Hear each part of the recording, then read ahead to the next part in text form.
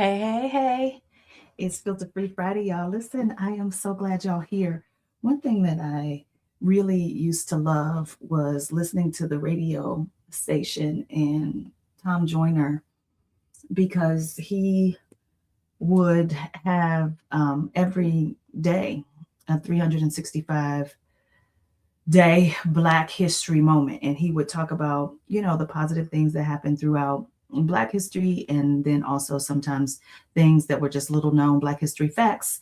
And I was especially interested in his particular show because it was always like really short, 2 minute, get you up to speed on kind of just what was happening in Black history on that particular day. And I think he called it 365 Black.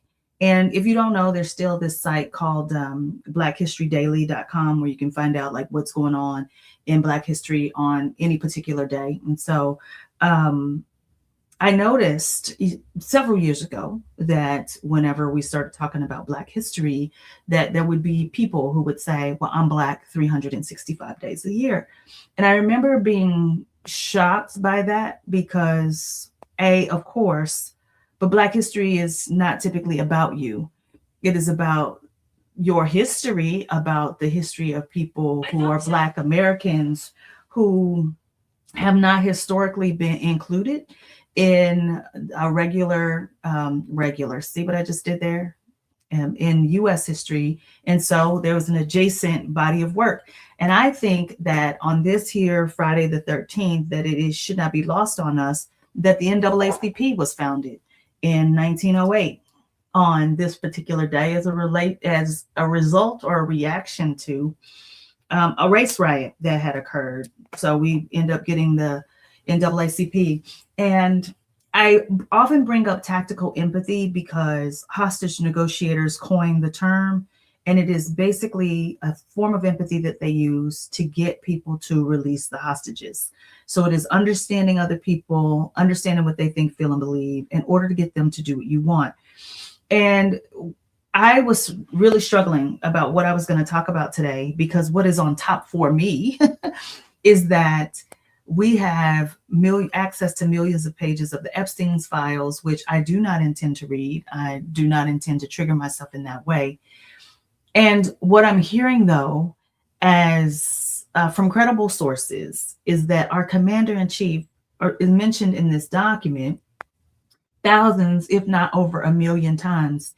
And when I'm not practicing tactical empathy, I don't understand that, right? Because I'm like, how can you abuse, sexually assault, rape children, and people not just be outraged, right?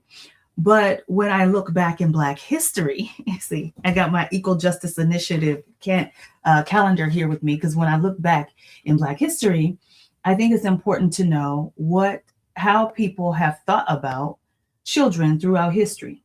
So on October 3rd, 1908, in Fulton County, Kentucky, 5 Black children in the Walker family were lynched alongside their father by a mob of 50 white men.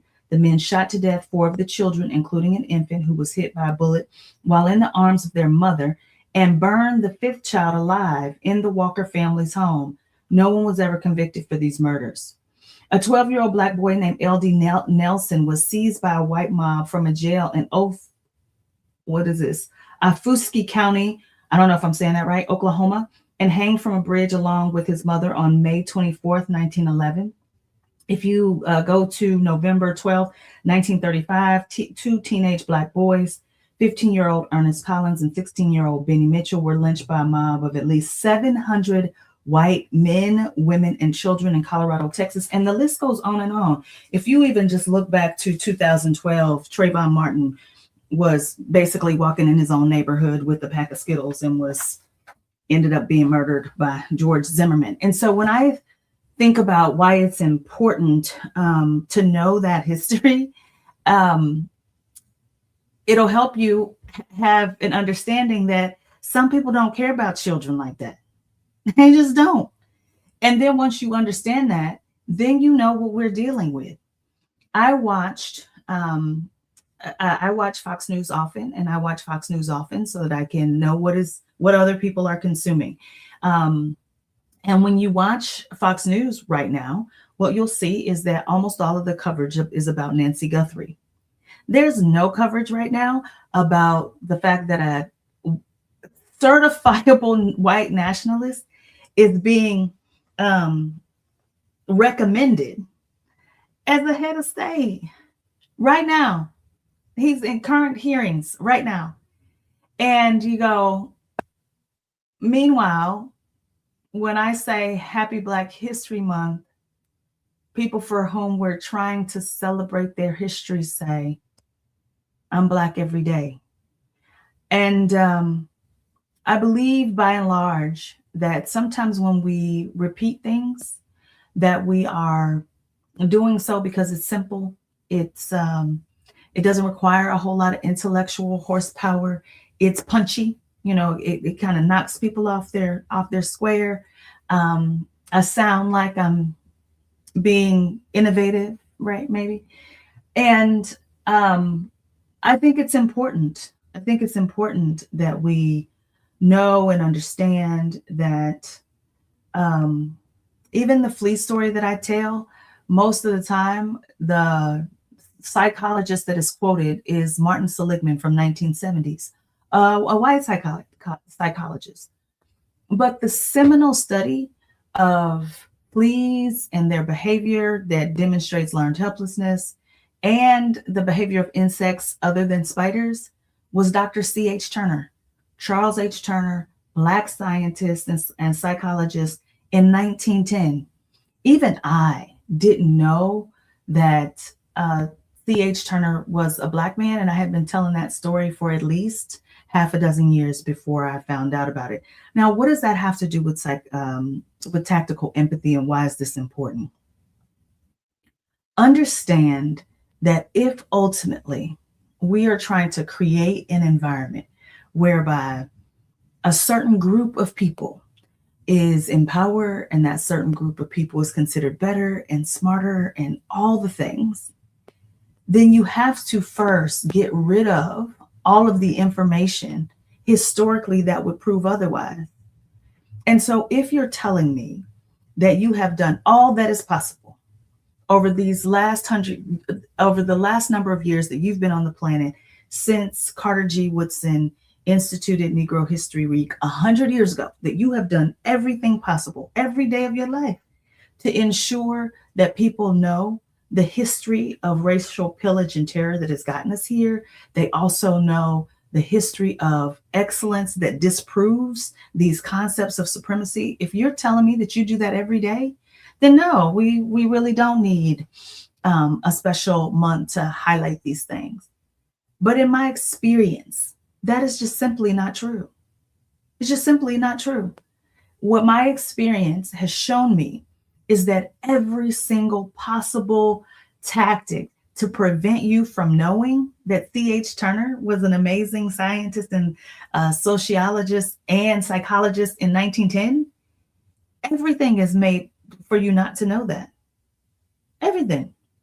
When I look at all the information that's in this Equal Justice Initiative calendar and the folks at the EJI, founded by Brian Stevenson, I mean, I'm regularly surprised. And so I think that we have to, especially those of you who do celebrate holidays and birthdays and things. Listen, Monday is President's Day. I believe that the current presidents know they're presidents. Why do we need a special day? And these are people who get treated amazingly. So why do we have a special day? If by chance you celebrate your birthday, I know every single day that you were born. So why do we have to celebrate your birthday? Tomorrow is Valentine's Day, and all these lovely women are going to be told that they get loved on every single day. So what's the big deal about Valentine's Day? Well, if true, I bet she wouldn't be asking, but they ain't asking about that. If they feel loved every day and don't need some special day, right? We are a society that is made up of celebrations. And yet it is this singular topic, Black History Month, the shortest month of the year, actually, that started out as a week 100 years ago. It's just this only topic where we go, well, why we need that? And I just invite us to think about, why do we participate in it? Why do we participate in our own foolishness? And I want you to pay attention to the things that people are screaming about versus the things that people are being real calm and centered about. Because when I watch news stations that are not my own, what I notice is, ooh, child, they screaming loud about languages spoken and certain history months. But when you see what they lower their voices around, what they lower their temperature about, it is the rape, pillage, and terror of children. They talk lower, they talk calmer, they say things, well, like 15 ain't the same as 6. My own lived experience and lived experiences of most women I know, what the data says is showing us that children, and so my question to you is, what are we going to do and how are we going to focus? What are you going to do in your little corner of the world to make something different be possible? Because flippantly saying things like, well, I'm Black every single day, it just ain't it. I, for one, am not impressed.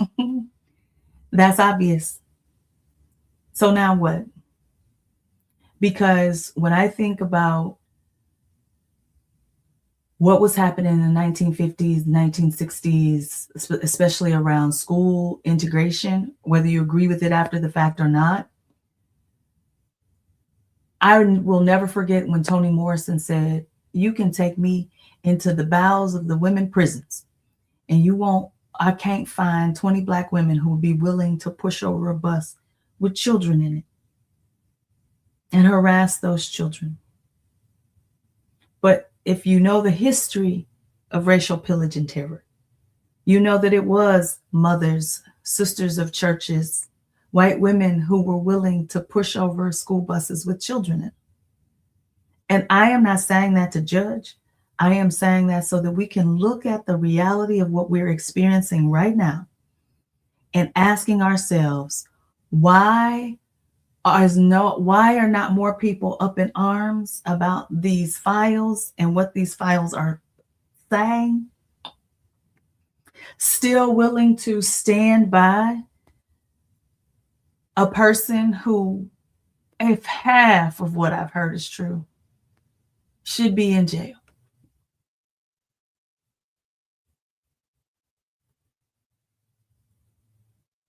You have to ask yourself, am I living in accordance with my own values? Or am I just sitting around going, oh my God, I can't believe, surprised? Because while I say I understand history and study history every day, my behavior and my actions are showing that I have no understanding of how bad things could be. I was actually this month, one last thing I'll share, was revisiting the calendar in 1917.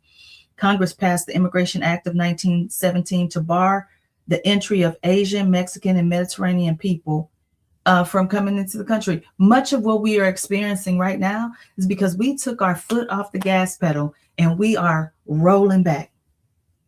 And part of why we're shocked is because all of these I'm Black 365 folk don't really know the history of what has happened in our country. And I am just saying, if you can name a thing, you don't have to judge a thing. I'm just naming it. Just name this thing. Name it for what it is. And then we won't be surprised. You can't be a good hostage negotiator if you're surprised all the time. And tactical empathy is understanding exactly what you're looking at. If you are arguing with reality, you are going to lose, but only 100% of the time. Every time. That's Byron Katie. Byron Kathleen said that, and she has never been more right. We got to look at the reality of this. There are some things for which some people think, actually, the more money and the more power I have, I should be able to do it. It's money and power that gives me the right to do it. And then some of us sit around and go, Let us figure out how we can have that much money so that we can do these horrific things too.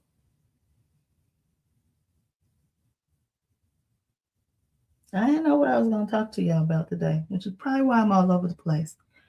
But at the end of the day, February is currently Black History Month.